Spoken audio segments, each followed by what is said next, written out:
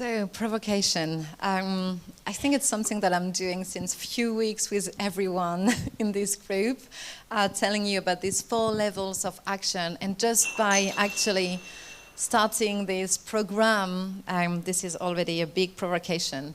So this is a long slide full of text, but basically what I wanted to challenge you on today is to get inspired by biomimicry, get inspired by nature, get inspired by activist movements like Extinction Rebellion. That's actually why we have our name today, Museums Facing Extinction, and trying to get inspired by this regenerative culture of Extinction Rebellion and by the life principle of biomimicry. So just to try to be brief, the life principle of biomimicry, museum could really dive in and understand that by adopting, being able to adapt to changing conditions should be something that museum should start to do. Being able to be resource efficient, but as well being able to be locally attuned and responsive. So this is something that are part of the life principle of biomimicry.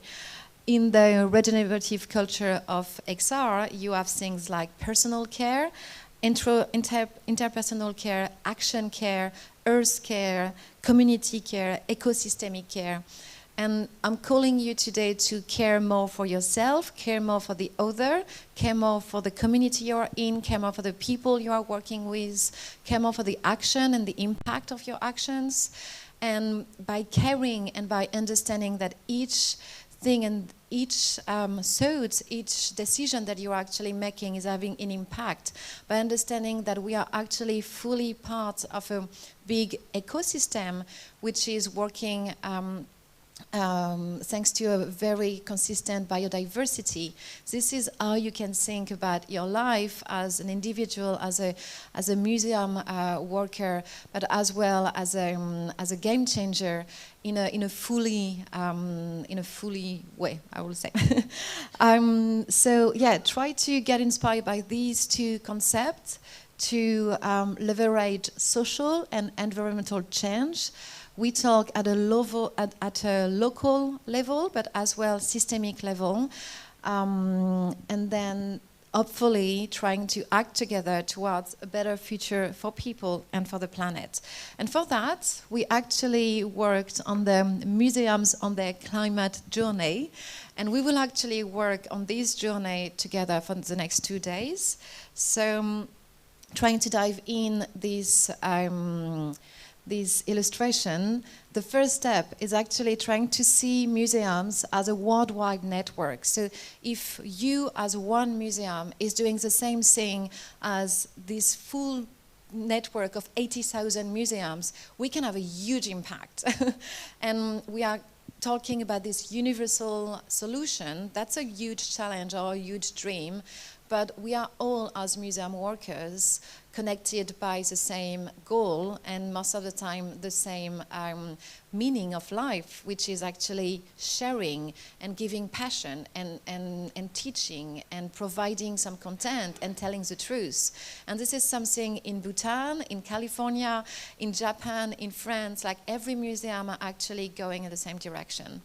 So it's not such a dream to think that we are all the same and we can actually produce universal solution. I believe it's possible.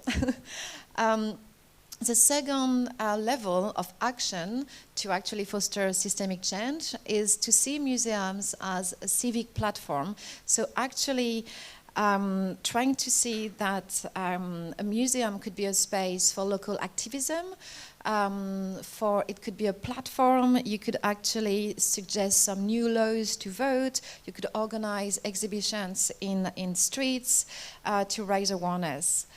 Then the third level is actually try to do less harm to the planet locally as a neighbor, in your neighborhood, in your district, so really at the community level. So you can create some resourcery, you can create some share shop, you can try to collaborate, and this idea of togetherness is really something that museums are not embodying enough.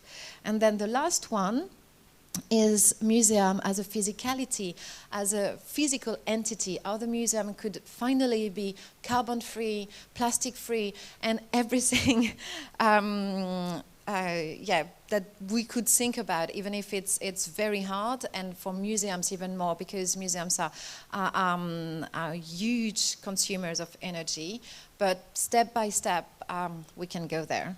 So that's it, the 4 levels of action. Thank you.